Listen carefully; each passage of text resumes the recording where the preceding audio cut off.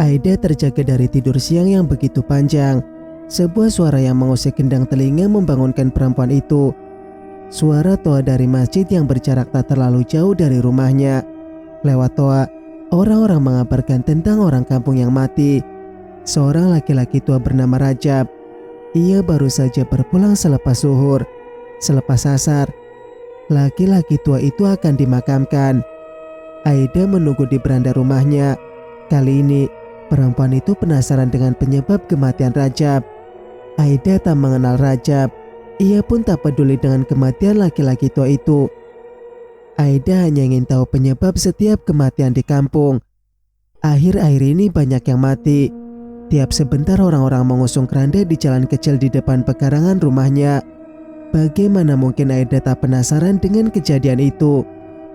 Rombongan pengusung keranda tiba di jalan kecil di depan pekarangan rumah Aida. Rombongan kali ini tampak lengang. Sedikit orang yang mengantarkan Rajab ke pemakaman. Sungguh aneh. Apakah orang-orang tak bersedih akan kematian laki-laki tua itu?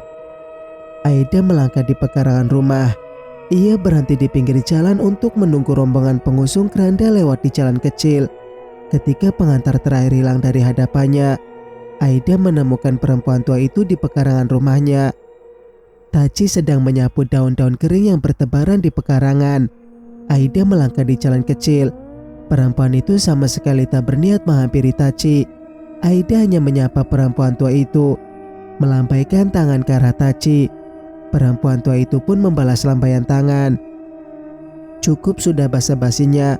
Aida terus melangkah di jalan kecil. Perempuan itu tak berhenti di persimpangan. Ia terus melangkah di jalan besar. Tak jauh, tujuan Aida sangatlah dekat. Perempuan itu hendak ke lapau. Husna tanpa ada di lapaunya. Perempuan parubaya itu sedang merapikan barang dagangannya. Husna bisa melakukan pekerjaan kecil itu karena sedang tak ada yang berbelanja di lapaunya. Husna seorang diri. Kesempatan yang bagus untuk berbincang-bincang dengan perempuan itu. Aida tak perlu berbasa-basi dengan seolah-olah hendak berbelanja di lapau perempuan itu. Ia bisa langsung bertanya kepada Husna. Ada lagi orang yang mati. Padahal baru kemarin aku melihat pengusung keranda lewat di depan rumahku. Aida menyapa Husna dengan kalimat yang mengungkapkan rasa herannya. Memang sudah musimnya. Husna menjawab santai. Perempuan itu terus memperhatikan barang dagangannya. Yang mati barusan, apa penyebabnya? Aida terus bertanya kepada Husna. Perempuan itu masih penasaran. Husna tentu saja mendengar kabar yang tersebar. Laki-laki itu mati mendadak. Paling-paling itu karena usianya. Kalau usia sudah lanjut, kau bisa mati kapan saja. Kematian laki-laki tua sama sekali tak mengejutkan. Tak ada beban dalam kata-kata yang diucapkan Husna. Aida setuju dengan Husna. Perempuan parubaya itu bukannya tak berperasaan, tapi memang tak ada yang perlu dibesar-besarkan dari kematian. Mumbang jatuh, kepala jatuh, kematian adalah siklus dunia. Aida melupakan kematian Rajab. Perempuan itu harus menemukan alasan yang lain kenapa ia datang ke lapau Husna. Aida memperhatikan barang-barang yang dijual oleh perempuan parubaya itu. Apa tak ada yang bisa dimakan? Aida bertanya tentang makanan yang dijual Husna. Maksudmu? Husna tidak terlalu mengerti dengan pertanyaan Aida. Maksudku, apakah ada sesuatu yang bisa aku jadikan makan siang, makan sore, atau sekalian jadi makan malam? Aida menjelaskan maksud pertanyaannya. Aku tak menjual makanan seperti itu. Tak punya waktu aku untuk memasaknya. Kalau kau mau, ada sarapan yang masih bersisa. Husna menawarkan hal lain kepada Aida. Apa itu? Aida menanyakan tawaran Husna. Lontong gulai. Gulainya sudah aku hangatkan tadi. Husna menunjuk sesuatu yang ada di dalam cembung di atas meja besar di hadapannya. Boleh juga. Buatkan aku sepiring. Aida tak terlalu berselera dengan makanan yang dipanaskan, tapi ia tak ingin menolak tawaran Husna. "Kau habiskan saja, tak banyak lagi yang tersisa. Itu memang rezekimu." Husna membuat penawaran yang lebih. Aida tersenyum sumringah melihat cara perempuan parubaya itu menawarkan. Sepertinya Aida akan mendapatkan makanan gratis kali ini. Nasibnya memang sedang muncul hari ini. Husna menyuguhkan piring berisi lontong gulai ke hadapan Aida. Perempuan parubaya itu memasak gulai pakis. Gulainya tak berwarna kuning, tapi putih kehijau-hijau, tanpa pucat. Gulai yang pucat itu menjadi pertanda akan adanya kematian. Aida menikmati lontong gulai pakis dengan lahap. Beruntung, perempuan itu tak tahu tentang pertanda. Singkat cerita, laki-laki tua itu gelisah di tempat tidur. Sudah 3 hari berturut-turut Tungkai tak bisa terlelap. Kali ini, Tungkai memiliki alasan atas kegelisahan dirinya. Laki-laki tua itu seperti terus diawasi, dikejar-kejar, merasa terancam. Sesuatu sedang menunggu kesempatan untuk melakukan hal buruk kepada dirinya. Tungkai terbayang dengan kematian Ian dan Rajab. Tungkai tidak tahan lagi. Laki-laki tua itu berkeringat dingin. Padahal hawa terasa sejuk malam itu. Baru saja hujan turun. Orang-orang kampung malah menikmati malam dengan bersembunyi di balik selimut.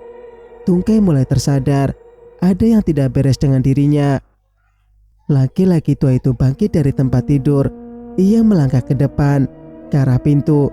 Belum sampai ke pintu, Tungkai merubah arah. Ia melangkah ke lemari kayu. Tungkai melewati lemari yang memiliki cermin berukuran besar itu. Tujuan utama laki-laki tua itu adalah meja kecil di sebelah tempat tidur.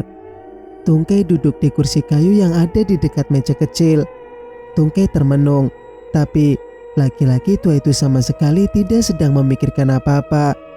Tungkai sedang menerawang, pikirannya tak jelas, menggantung antara langit dan bumi. Tungkai menepuk kepalanya. Ini tak bisa dibiarkan lagi. Kalau terus bertahan, bisa-bisa Tungkai menjadi gila. Sekarang saja, kewarasannya hampir hilang. Laki-laki tua itu harus menemukan solusi atas permasalahan yang dihadapinya. Tungkai bangkit dari kursi kayu. Ia melangkah ke arah lemari. Lemari besar itu dibuka. Tungkai memperhatikan apa yang ada dalam lemari. Bermacam-macam pakaian bertumpuk-tumpuk. Laki-laki tua itu agak kesulitan untuk menemukan pakaiannya sendiri. Tungkai hanya mengambil 2 helai pakaian, 2 helai baju dan 2 helai celana panjang. Laki-laki tua itu kemudian menyambar tas kulit. Pakaiannya dimasukkan ke dalam tas. Tas dikaitkan di bahu. Tungkai bergegas meninggalkan kamarnya. Di ruang tengah, Tungkai dicegat oleh anak perempuannya.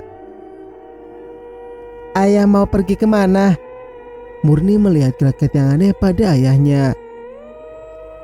"Ke kota." Tungkai menjawab singkat. "Malam-malam begini, apakah tak bisa menunggu pagi?" "Tidak bisa, harus malam ini." Tungkai bersikeras. "Untuk apa ayah ke kota? Di kota, ayah tinggal di mana?" Murni mengajukan pertanyaan bertubi-tubi. "Kau terlalu banyak bertanya." Tungkai kesal kepada anak perempuannya sendiri. Tungkai sudah sampai di beranda rumah. Laki-laki tua itu sedang memasang sandal kulit di kakinya. Tak ada waktu lagi untuk laki-laki tua itu untuk memakai sepatu atau mengenakan pakaian yang lebih rapi. Waktu bagi Tungkai hampir habis. "Apakah ayah sudah memberitahu ibu?" Murni terus memberondong Tungkai dengan pertanyaan. "Halah." Tungkai menggerutu. Laki-laki tua itu menapik perkataan anak perempuannya. Sang istri entah di mana. Barangkali sedang berada di rumah saudara perempuannya. Tungkai tak terlalu peduli lagi dengan istrinya itu. Semakin menua, sepasang suami istri mulai lupa untuk saling memperhatikan. Masing-masing sibuk dengan urusan sendiri. Urusan Tungkai kali ini adalah secepat mungkin meninggalkan kampung. Laki-laki tua itu berjalan di tengah malam. Ketika berjumpa dengan kendaraan yang berlalu lalang di jalan kampung, Tungkai langsung memberhentikannya. Dengan sedikit memaksa, laki-laki tua itu meminta tumpangan. Ia tak peduli kendaraan yang menumpanginya hendak kemana. Yang penting bagi Tungkai adalah meninggalkan kampung. Setelah meninggalkan kampung, setidaknya rasa takutnya bisa sedikit berkurang. Singkat cerita, kabar kepergian Tungkai tersebar kemana-mana, sampai ke setiap sudut kampung. Kabar itu membuat heboh. Orang-orang kampung tiba-tiba dicekam rasa takut. Rasa takut yang serupa seperti yang dirasakan Tungkai. Kemarin, Suip yang menghilang. Seorang laki-laki kampung mengadu kepada Tan Bujang. Tan Bujang menanggapi pengaduan itu dengan enteng. Si Suip itu pulang ke Jawa. Memang sudah waktunya bagi laki-laki itu mengunjungi anak dan istrinya. Laki-laki kampung tak senang mendengar perkataan Tan Bujang. Rasa cemas masih bergayut di dadanya. Laki-laki tua itu merasa diteror. Teror itu yang membunuh Nian dan Rajab. Kematian bertubi-tubi di kampung ini. Menakutkan sekali. Laki-laki kampung menggigit ujung lidahnya. Tan Bujang terdiam. Ia mulai terpengaruh dengan perkataan laki-laki kampung. Siapa yang meneror mereka? Tan Bujang bertanya kepada laki-laki kampung. Arwah perempuan dari tepian mandi. Laki-laki kampung tak berani menyebutkan nama. Ia takut bakal dijadikan sasaran. Ranti. Jantung Tan Bujang tiba-tiba berdetak kencang. Laki-laki itu hanya bisa menyebut nama di dalam hati. Tenang saja. Kau kan tidak ada hubungan dengan masa lalu perempuan itu. Tan Bujang mencoba menghibur dirinya sendiri. Perkataan Tan Bujang sama sekali tak menghibur laki-laki kampung. Ia malah semakin cemas. Aku kira bukan karena masa lalu. Laki-laki kampung terdiam sejenak. Ia mencoba mencari hubungan sebab akibat. Apa yang dialami Rajab dan Nian karena kejadian saat ini? Kedua orang itu telah berbuat buruk kepada anak perempuan itu. Rajab dan Nian pernah menghasut orang-orang kampung untuk melabrak Aida di rumah ibunya. Tan Bujang telah membuat pengadilan dan menjatuhi hukuman yang buruk kepada perempuan itu. Tiba-tiba saja, Tan Bujang teringat dengan dosa-dosa yang pernah dilakukan. Seketika, laki-laki itu merasakan dingin di telapak kakinya. Keringat dingin bercucuran di sekucur wajahnya. Tan Bujang bergegas meninggalkan laki-laki kampung yang mengadu kepadanya. Laki-laki itu memilih mengurung diri di dalam kamar di rumahnya. Singkat cerita, perempuan tua itu sedang duduk-duduk di beranda rumahnya. Taci mengawasi cucu laki-lakinya yang tanpa bermain-main di pekarangan rumah. Ilham sedang bermain ranting dan dedaunan kering yang berjatuhan dari pepohonan yang tumbuh di pekarangan. Permainan itu sama sekali tak membahayakan Taci. Sebenarnya tak sedang mengawasi Ilham. Perempuan tua itu sedang menunggu seseorang. Aida lewat di jalan kecil di depan pekarangan rumah Taci. Perempuan itu menyapa dengan melambaikan tangannya. Taci membalas dengan lambaian tangan pula. Tapi tak cukup. Taci memanggil Aida. Hei, singgahlah dahulu. Aku ke rumah dulu. Aida menapik ajakan Taci. Aku membuat banyak makanan. Kusisakan untukmu. Taci menyampaikan maksudnya memanggil Aida. Iya, nanti aku akan ke sana. Aida berterima kasih sekali atas kebaikan Taci. Tak usah, biar cucuku saja yang mengantarkannya ke rumahmu. Taci menapik rencana Aida. Perempuan tua itu tak ingin menyusahkan Aida. Baiklah, Aida mengangguk. Perempuan itu pun melanjutkan langkah menuju rumahnya. Taci kemudian mengalihkan pandangan ke arah Ilham yang sedang bermain-main di pekarangan. Ilham, kemarilah. Taci memanggil cucu laki-lakinya itu. Iya, Nek. Seperti kerbau yang dicucuk hidungnya, Ilham menuruti panggilan Taci. Bocah laki-laki itu mendekat kepada sang nenek. Ambil rantang yang ada di atas meja makan. Bawakan rantang itu ke etekmu. Taci membuat perintah kepada Ilham untuk mengantarkan makanan kepada Aida. Ilham mengangguk. Secepat kilat, bocah laki-laki itu beralih ke dalam rumah. Sebentar kemudian, ia sudah kembali dengan mencincing sebuah rantang. Ilham terus berjalan ke rumah Aida. Taci menatap kepergian cucu laki-lakinya dengan senyum merekah. Ada lega dirasakan di dalam dadanya, seperti sebuah beban berat telah terangkat dari tubuh tuanya. Perempuan tua itu sudah mendengar kabar yang berseliweran di kampung. Kabar tentang arwah perempuan yang meneror orang-orang. Tak hanya menakut-nakuti, arwah perempuan itu telah mengambil tumbal. Beberapa nyawa telah melayang. Tak ada yang tak merasakan takut mendengar kabar tersebut. Taci tak perlu memikirkan tentang kabar yang menyebar. Ia tak perlu merasa risau. Perempuan tua itu memang pernah berbuat buruk kepada saudara perempuannya sendiri. Tapi Taci telah berbuat baik kepada Aida. Ia telah menyayangi anak perempuan saudaranya itu seperti menyayangi anak sendiri. Sayang Taci kepada Aida bahkan melebihi sayangnya kepada anak kandung sendiri. Perempuan tua itu tak perlu berprasangka tentang hal buruk yang akan menimpa dirinya. Flashback. Pagi-pagi buta, sebuah mobil box berukuran berhenti di jalan kampung. Tanpa janggal, mobil yang biasa mengangkut barang itu malah menurunkan seorang perempuan. Perempuan muda dengan perut membesar. Perempuan muda berdiri sejenak di pinggir jalan. Ia memperhatikan sekelilingnya. Jalan yang dipijak sungguh tak asing bagi perempuan muda itu. Tapi ia tampak kebingungan sekali. Perempuan itu bersiap-siap melangkah ke tempat tujuan sambil memegangi perutnya yang besar. Perempuan muda meraih tas kecil yang semula dibiarkan tergeletak di aspal yang mulai mengelupas. Dengan meringis menahan sakit, perempuan itu melangkah. Tak lebih 2 langkah, perempuan itu tiba-tiba hilang keseimbangan. Tubuhnya sempoyongan. Perempuan itu pun terhempas di jalan. Cara jatuh yang buruk sekali.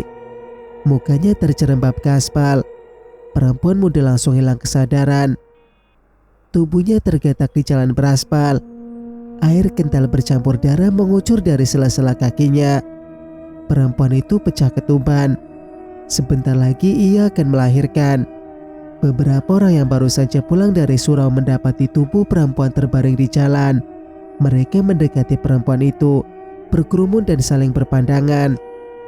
Tak ada yang berinisiatif untuk memberi pertolongan.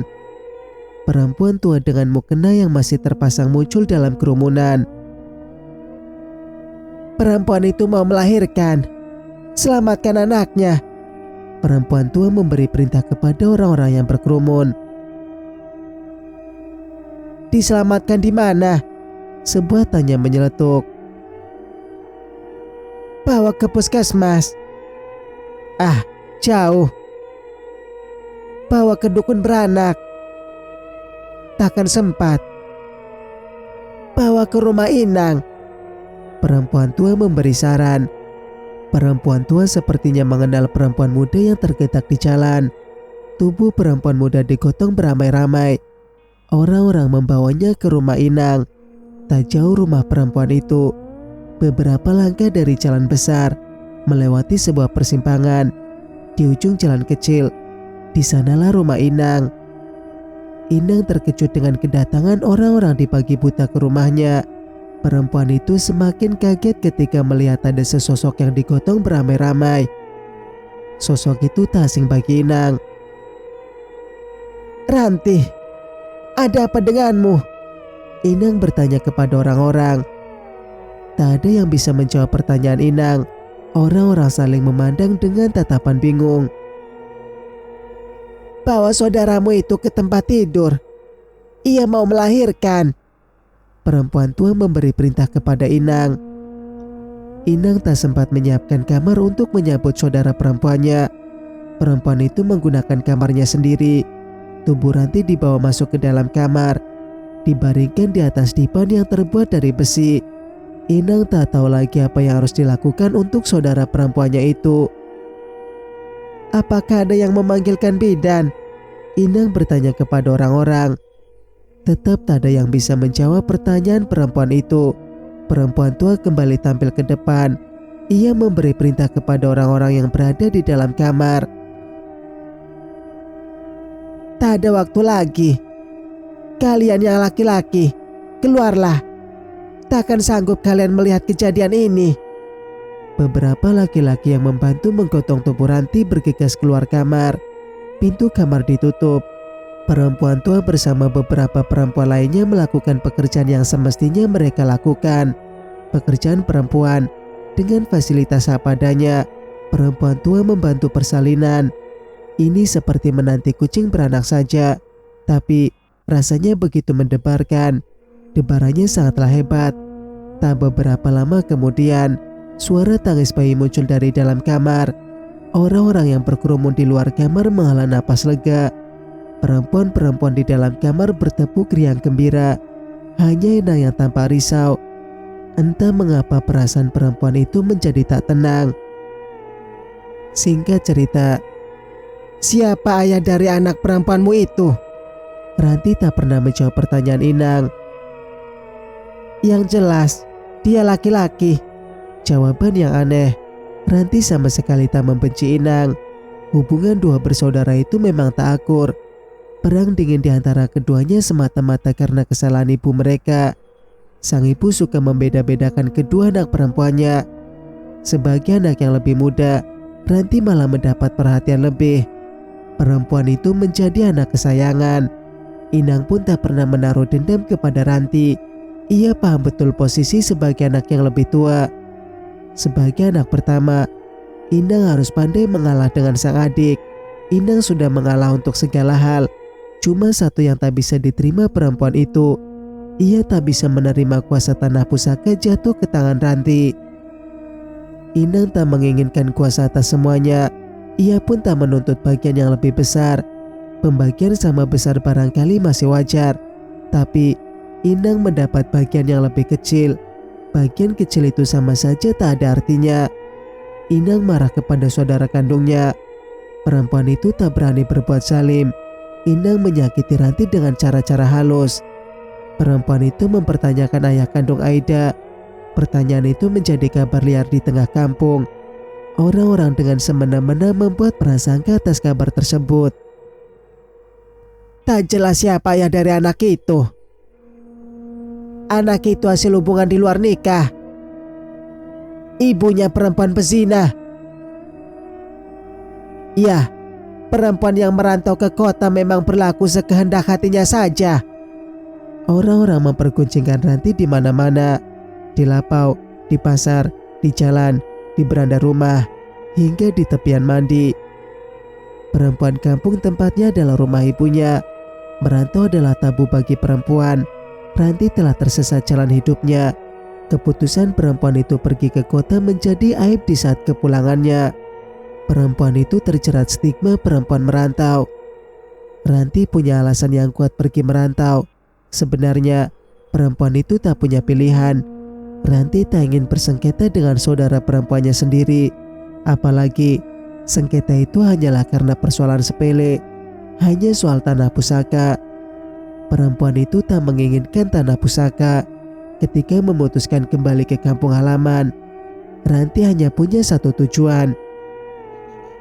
Aku hanya ingin melahirkan. Ranti pernah mengatakan hal itu kepada Inang.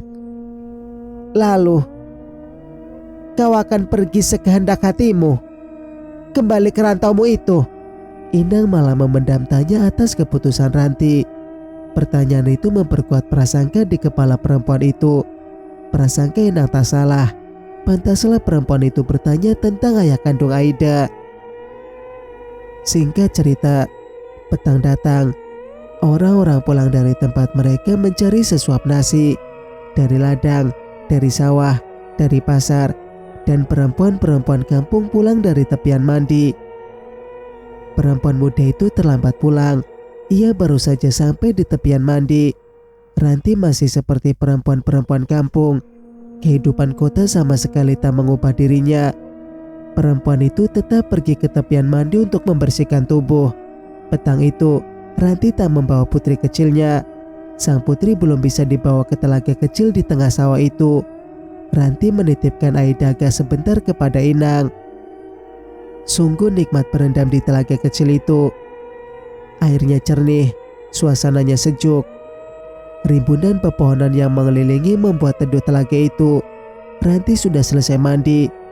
Perempuan itu hendak berganti kain basahan di tepian telaga.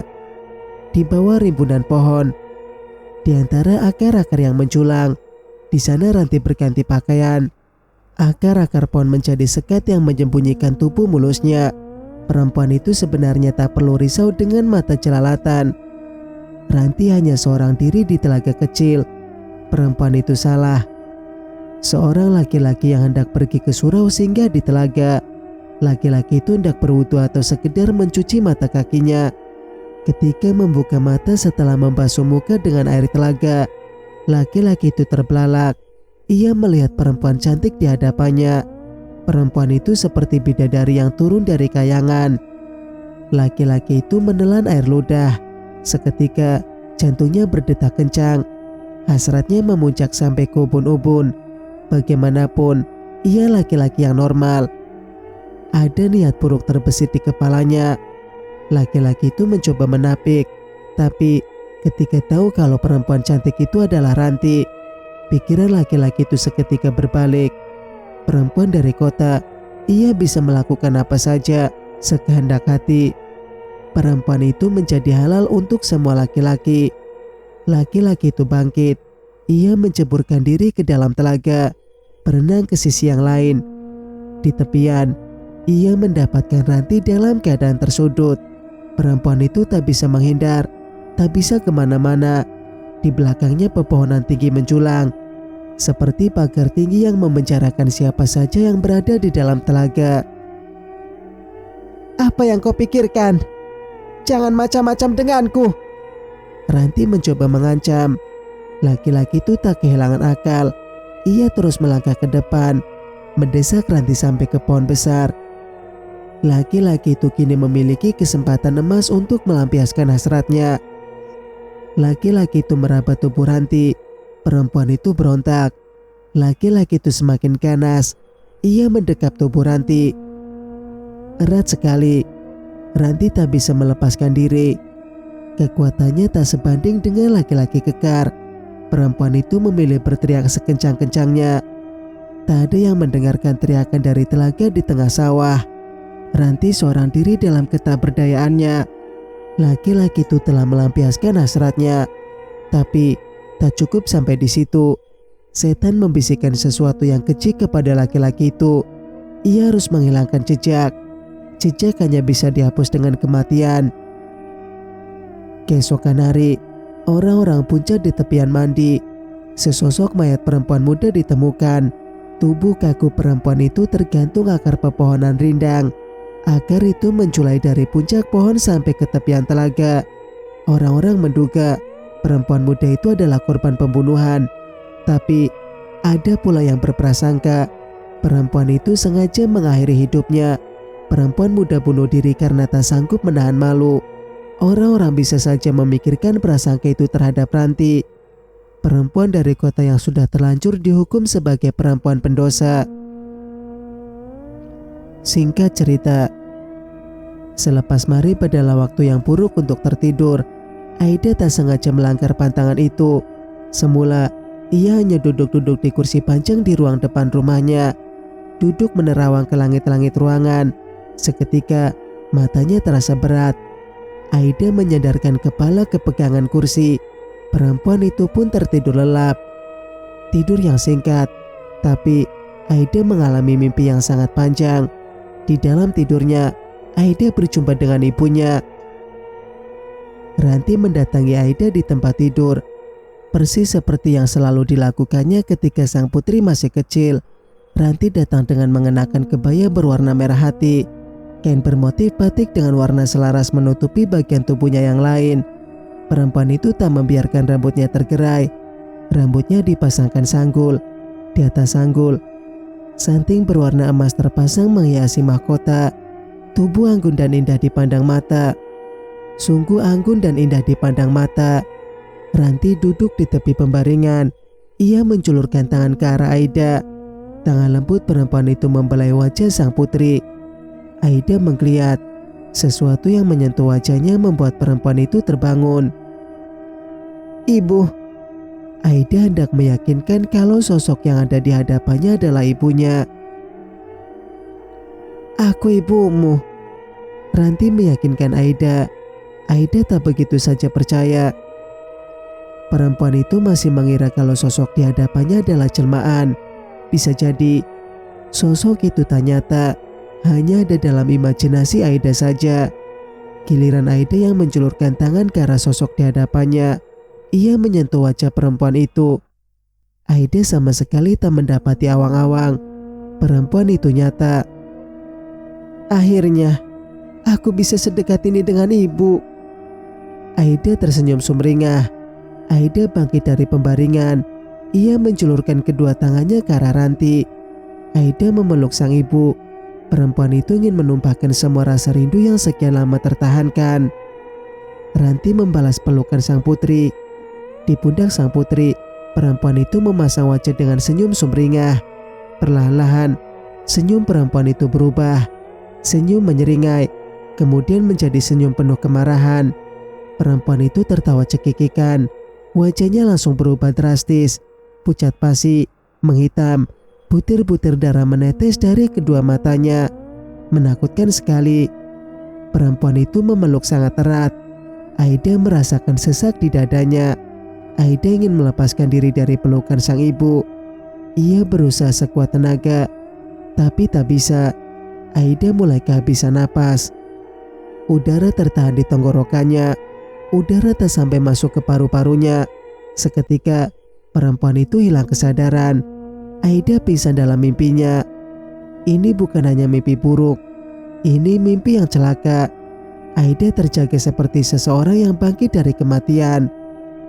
Tubuhnya terasa lemas. Pandangannya berkunang-kunang. Dengan sempoyongan, Aida tetap memaksakan diri bangkit dari kursi panjang. Aida melangkah ke dalam kamar. Perempuan itu membutuhkan tempat yang sempurna untuk mengistirahatkan tubuhnya. Sesampai di dalam kamar, perempuan itu langsung menuju ke pembaringan. Aida tak langsung merebahkan tubuhnya. Perempuan itu duduk sebentar di tepi pembaringan. Sambil duduk di tepi pembaringan, Aida menatap ke arah depan.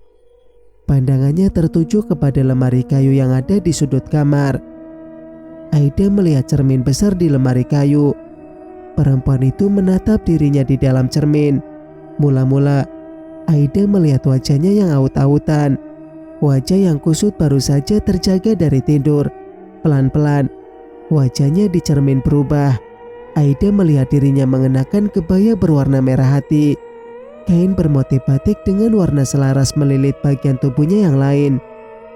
Warna selaras melilit bagian tubuhnya yang lain. Perempuan itu memasang sanggul di kepalanya. Di atas sanggul tertancap sunting berwarna emas. Tampak anggun dan cantik sekali di dalam cermin. Aida tersenyum sumringah untuk memuji dirinya sendiri. Singkat cerita, selepas Isya, gerimis turun mengundang. Rerumputan basah tersapu air.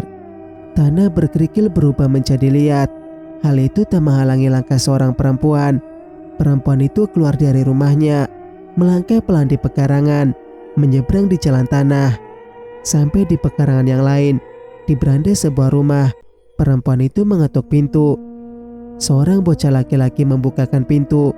Bocah itu memandang terpana sosok perempuan yang ada di hadapannya.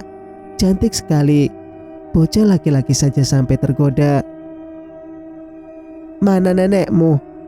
Perempuan cantik bertanya kepada bocah laki-laki. Bocah laki-laki hanya terdiam. Ia masih sibuk menikmati keindahan di hadapannya. "Di mana Inang?" Perempuan cantik kembali bertanya. Bocah laki-laki menjadi kebingungan. Pertanyaan perempuan cantik begitu rumit baginya. "Tak ada Inang. Yang ada hanya nenekku." Bocah laki-laki berbalik badan. Ia berlari ke dalam rumah. Bocah itu tak berhenti sampai di belakang. Bocah yang aneh. Perempuan cantik mengikuti langkah bocah laki-laki. Ia berjalan perlahan memasuki rumah. Langkahnya melenggak-lenggok. Perempuan itu tak sampai ke rumah belakang. Ia berhenti di ruang tengah. Wajahnya menoleh ke arah kanan. Di sebelahnya, Sebuah kamar dibiarkan pintunya terbuka. Perempuan cantik melangkah ke arah pintu. Ia sudah menandai kamar itu. Seseorang yang sedang berada di dalam kamar menjadi tujuan kedatangan perempuan cantik.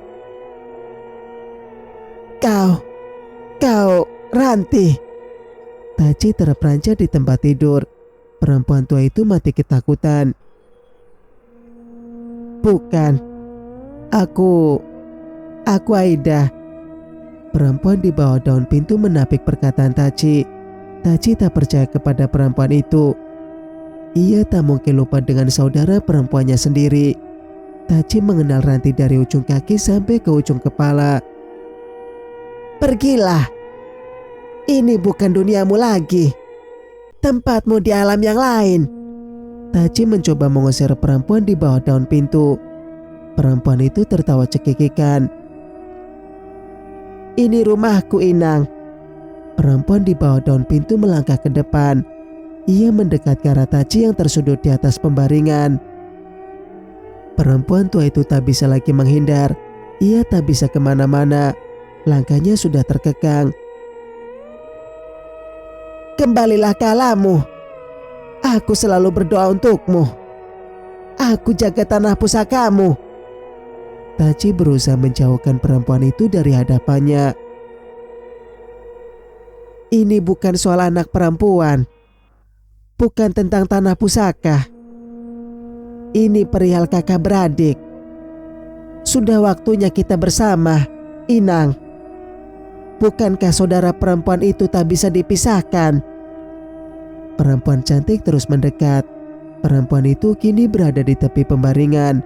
Ia bersiap-siap menuntaskan apa yang mesti dikerjakan. Entah bagaimana perempuan itu menuntaskan pekerjaannya. Tak jelas bagaimana ia menghabisi saudara perempuannya sendiri. Biarlah itu menjadi rahasia kakak beradik. Singkat cerita, malam berjalan begitu pelan. Itu malam yang sempurna bagi dua orang perempuan. Seorang perempuan muda, seorang perempuan tua. Keduanya sedang duduk santai di beranda sebuah rumah kayu. Kedua perempuan itu sedang memandangi dua bocah laki-laki yang sedang bermain di pekarangan. Kedua bocah itu memainkan apa saja, berlarian, berkejaran, saling mencari dan menemukan. Kedua bocah itu sama sekali tak memperdulikan malam yang semakin larut. Tegar, datanglah kepada ibu. Perempuan muda memanggil salah seorang bocah laki-laki. Bocah laki-laki mendekat ke arah perempuan muda. Ia menjulurkan mukanya ke arah perempuan itu. Sini, keringkan dulu keringatmu. Perempuan muda menjulurkan ujung kebaya berwarna merah hati yang dikenakannya. Ujung kebaya digunakan untuk menyeka keringat yang bercucuran di wajah bocah laki-laki. Setelah keringat terhapus di wajahnya, bocah laki-laki berlari ke pekarangan. Ia kembali bermain kejar-kejaran. Ilham, datanglah kepada nenek. Giliran perempuan tua memanggil bocah laki-laki yang lain. Bocah laki-laki mendekat kepada perempuan tua. Ia menjulurkan wajahnya yang bercucuran keringat. Perempuan tua menggunakan ujung jarinya untuk menyeka keringat di wajah bocah laki-laki. Keringat mengumpul di telapak tangannya. Perlahan-lahan, keringat itu berubah menjadi ceceran darah. Cerita pun selesai. Jika kalian suka dengan ceritanya, jangan lupa untuk like, subscribe, dan nyalakan notifikasinya agar teman-teman tidak ketinggalan cerita-cerita dari Mang Sokir. Mang Sokir pamit. Wassalamualaikum warahmatullahi wabarakatuh.